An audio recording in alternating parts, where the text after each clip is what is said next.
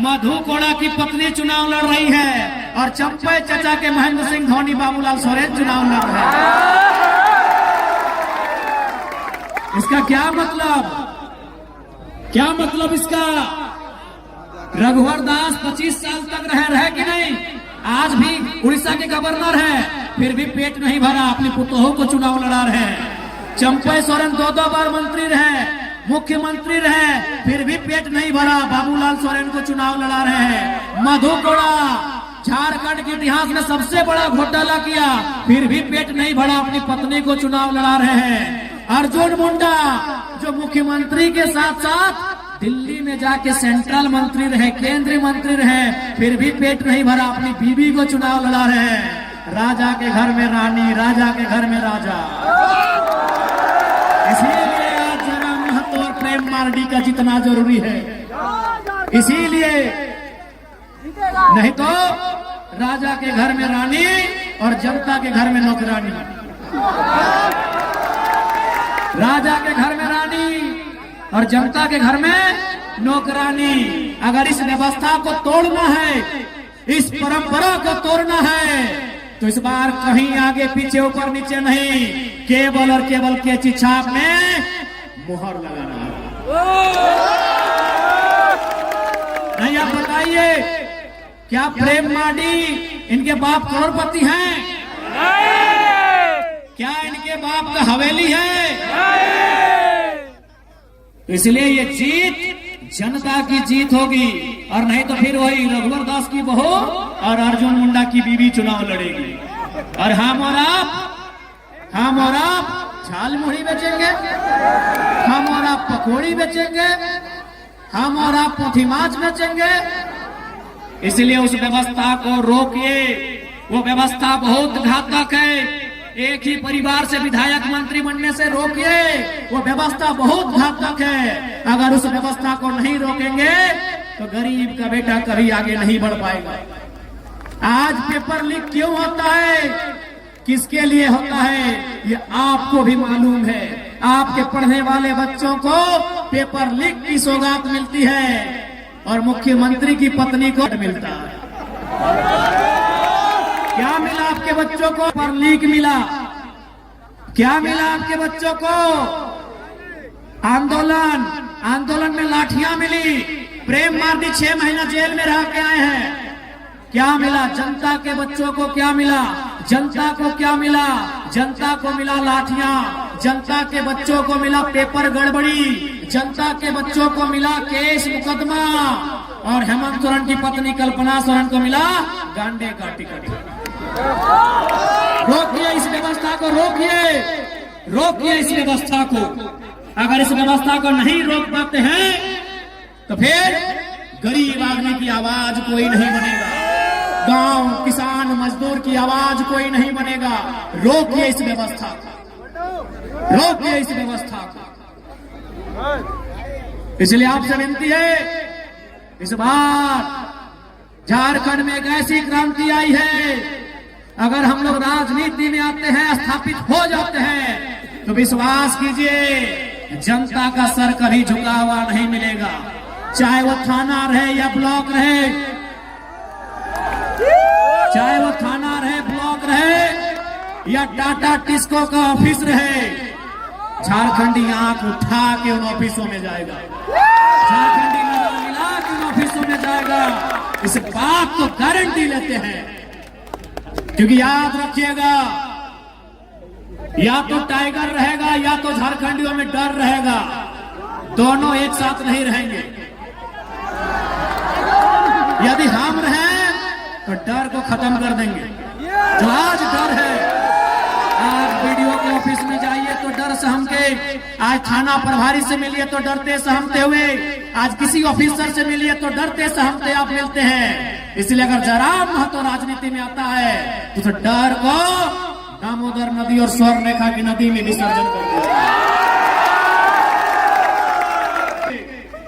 अगर हम जिंदा रहें तो झारखंडियों के चेहरे में डर नहीं रहेगा। हम ना रहे तो बात अलग है, हम ना रहे तो बात अलग है। और है तो आपके डर को खत्म करने आए हैं। हम उस डर को खत्म करने आए हैं जो आज आपने बरसों से एक दास्तां, दर्द और उत्पीड़न की जो दास्तां झेली है, उस दास्तां को खत्म करने आए हैं। आज यही कोल्हान, यही जमशेदपुर, यही सरायकेला, एक से बढ़कर एक कल कारखाने, एक से बढ़कर एक कंपनियां, लेकिन झारखंड के बच्चों को क्या मिला? झारखंड के नौजवानों को क्या मिला? झारखंड के रैयतों को क्या मिला? झारखंड के विस्थापितों को क्या मिला? उन्हें केवल और केवल गुलामी की जंजीरें मिली है। और जितनी रेवड़ी की पोस्टें, अरे सुनने में आया रघुवर चाचा 150 को तो अपना खाली गोतिया भैया में नौकरी टाटा में लगा दिया। माननीय रघुवर दास, बताइए, अगर इस व्यवस्था को नहीं रोकेंगे तो कैसे होगा? रघुवर दास सिर्फ अपना आपूस कुटुंब में अपना बच्चा, अपना साली का बच्चा, अपना भौजाई का बच्चा, ऐसे बच्चा चच्चा करते करते 200 लोगों को टाटा में नौकरी दिलाए हमारे पूर्व मुख्यमंत्री। जमीन हमारी गई, खून हमारा बहा, कभी गोवा गोलीकांड में तो कभी सुनील महतो की शहादत के रूप में। गर्दनें हमारी काटी गई और नौकरियां किसी और को बांटी गई। यही झारखंड की सच्चाई है। इसलिए हम लोग यदि आते हैं तो मैनेजमेंट बाप बाप करेगा। हम लोग अगर सत्ता में आते हैं, अगर अधिकारी गलत रहेगा तो कोई बख्शा नहीं जाएगा। इसलिए ये केवल चुनाव नहीं है, ये महज एक पॉलिटिक्स नहीं है, ये एक क्रांति है। और इस क्रांति का आप सभी को साक्षी बनना है। आज क्या नहीं हुआ? आज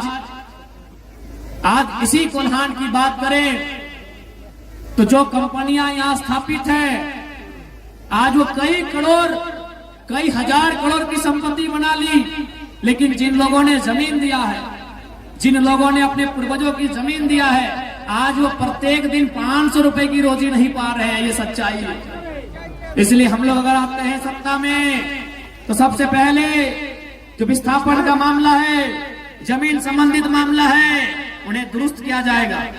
हमने अगर जमीन दिया है तो नौकरी 3rd और 4th ग्रेड की हमारी पीढ़ी दर पीढ़ी देनी होगी। हम लोग इस बात को सुनिश्चित करेंगे। टाटा रहे चाहे टिस्को रहे, उन्हें सीधा जवाब तलब करेंगे। इस बात को हम लोग पूरे तर्क के साथ प्रस्तुत करेंगे कि हमारे पूर्वजों ने आपको जमीन कंपनी फैक्ट्री के लिए दिया है, लैला मजनू का पार्क बनाने के लिए नहीं दिया है। हमारे बाप दादा क्या सोच के जमीन दिया है?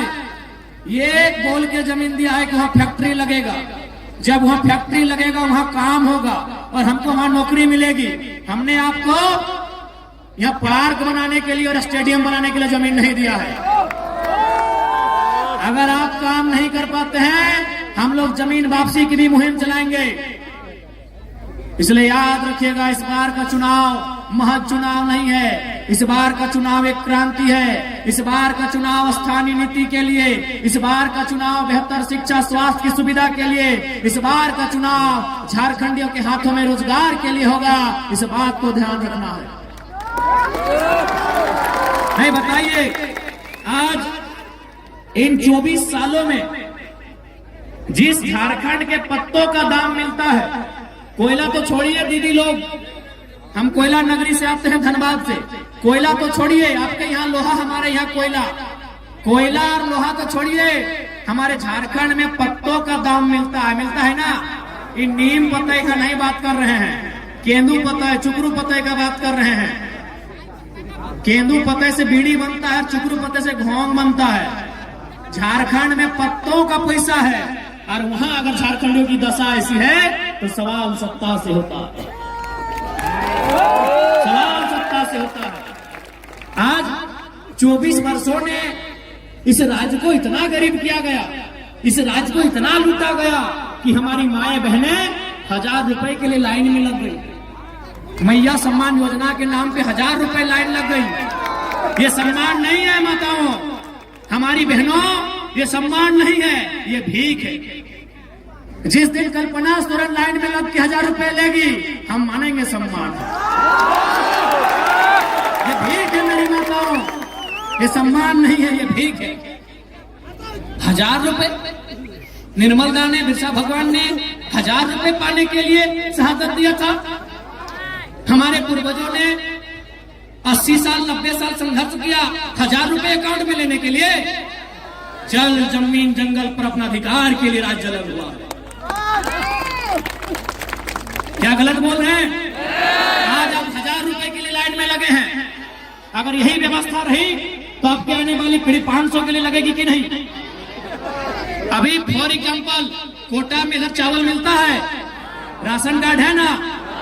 अब हमारा एक बात सुनिए, आज से 15-20 साल पहले हमारी माँ, हमारी मौसी, हमारी काकी जेठी लोग, दीदीरा मासीरा काकीरा, आप लोग हमारे दरवाजे में कोई मांगने आता था, मांगने, भीख मांगने वाला, याद कीजिएगा, कोई मांगने वाला आता था हमारे गांव में, कोई साधु, कोई पीर फकीर हमारे दरवाजे में, हमारे चौखट में मांगता था कि भिक्षाम देही, 4 दिन से भूखा है। याद कीजिए, आप सूप में, आप क्या बोलते हैं सूप को? कुला बोलते हैं। हाँ, कुला में धान चावल उसको महीना दिन में 10 किलो देते थे। यानी हम वो लोग हैं जो 5 किलो अनाज, 10 किलो अनाज दान में देते थे। आज कोटा का लाइन में लग गए हैं, सोचने की बात है। दीदीरा, क्या हम गलत बोल रहे हैं? आप याद कीजिए, आप नहीं तो आपकी माँ वही कुला में सूप, हम लोग बोलते हैं, आप कुला बोलते हैं, जो बांस का बना होता है। हाँ, अभी सूप आप लोग कुला बोलते हैं। 5 किलो से 10 किलो धान या चावल हम लोग मांगने वाले को देते थे महीना दिन में। यदि घर में चावल नहीं होता था, क्योंकि शुभ दिन को होता है कि आज चावल नहीं देंगे, तो हम लोग बारी चले जाते थे। हमने देखा अपनी माँ को, दादी को, वो बारी जाती थी, बारी से बैगन बिलाती सब्जी लेके आती थी, सब्जी देती थी। अगर बारी में सब्जी भी नहीं होता था तो कोठा चढ़ जाती थी। कोठा समझ रहे ना? अब तो बिल्डिंग पक्का मकान हो गया, कोठा। हाँ, घर के ऊपर एक छोटा घर होता था, कोठा बोलते हैं। आप क्या बोलते हैं? कोठा। तो अगर बारी में सब्जी नहीं होता था तो कोठा चढ़ जाती थी, और कोठा में हम लोग का 12 महीना क्या मिलता था? आलू प्याज रसून, आलू प्याज रसून उसको लाके देती थी। लेकिन हमारे दरवाजे से किसी को खाली हाथ लौटने नहीं दिया जाता था। आज हम कहाँ आ गए? जो लोग अपने दरवाजे से किसी को खाली हाथ लौटने नहीं देते थे, आज वे लोग हाथ फैला के मांग रहे हैं। यही 24 सालों का इतिहास है। यही 24 सालों का इतिहास है।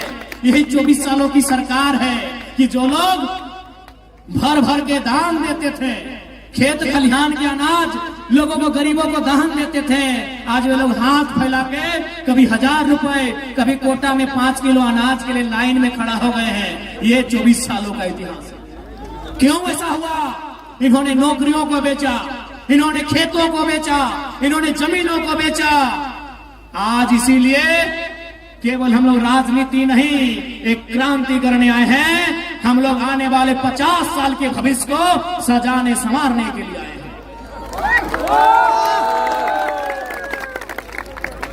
इसलिए और हम लोग एक नई शुरुआत करने आए हैं। क्योंकि अगर कोई गरीब है ना, इसका मतलब कोई बहुत ज्यादा अमीर है। कोई अगर गरीब है, इसका मतलब कोई बहुत ज्यादा अमीर है। कौन? चंपई सोरेन, अर्जुन मुंडा बहुत ज्यादा अमीर है। इसलिए हम लोग एक नया सिस्टम लेके आए हैं कि हमारी पार्टी से कोई भी विधायक बनेंगे, वो 75% अपनी सैलरी, अपनी 75 यानी 100 रुपया में 75 रुपया गांव, गरीब, किसान के बच्चों के बेहतर शिक्षा, स्वास्थ्य के लिए दान करेंगे। हमारे पार्टी से यदि कोई विधायक बनते हैं और वो अगर जमशेदपुर से हैं, वो धनबाद में अगर 1 इंच भी जमीन खरीद लिए तो उनको अगली बार टिकट नहीं देंगे। ऐसे झारखंड आगे नहीं बढ़ेगा। बस जिस दिन नेताओं की नीयत साफ हो जाएगी, उस दिन झारखंड आगे बढ़ेगा।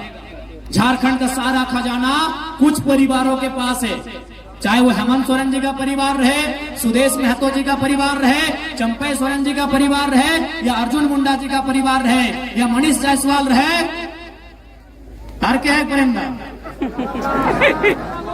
चाहे मधु कोड़ा जी रहे। इसलिए अंत में इतना ही कहेंगे, इस बार राजनीति को आपको समझना होगा। यदि आप राजनीति को नहीं समझेंगे तो राजनीति आपको नहीं समझाएगी। इसलिए आपसे विनती है, प्रार्थना है, इस बार बदलाव के लिए आपका वोट हो। और आज ये माहौल देख के एकदम विश्वास है कि सरायकेला विधानसभा इस बार इतिहास लिखेगा। सरायकेला विधानसभा इस बार इतिहास लिखेगा। जय झारखंड। हम लोग और 4 जगह जाना है, गला की हालत खराब है। बस हमको डॉक्टर बोला कि ज्यादा बोले, थोड़ा सा इधर सूजन हो गया गला में से, तो डॉक्टर हमको बोले कि आप थोड़ा भाषण देना बंद कीजिए। तो हम एक लाइन बोले, बड़ी कठोर लाइन बोले कि देखिए डॉक्टर साहब, अब हम जिंदा रहे चाहे मर जाएं, 20 तारीख से पहले नहीं रुकेंगे।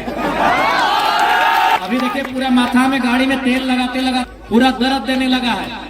आंख दर्द, माथा दर्द, घेचा दर्द, पूरा चारों तरफ दर्द दे रहा है।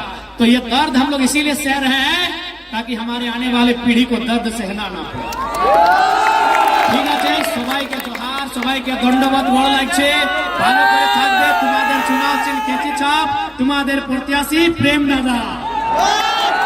প্রেম দাদা তোমাদের আপনার প্রত্যাশী বটে, দমে ধাক্কার প্রত্যাশী বটে, ভালো প্রত্যাশী বটে, খুব ভালো প্রত্যাশী বটে। ইয়াকে তুমি ঢের সারা প্রেম দেবে, এটা তোমাদের সঙ্গে আমি জিজ্ঞাসা করছি, এটা তোমাদের আশীর্বাদ আমি মানছি। জয় ঝাড়খণ্ড, জোহার।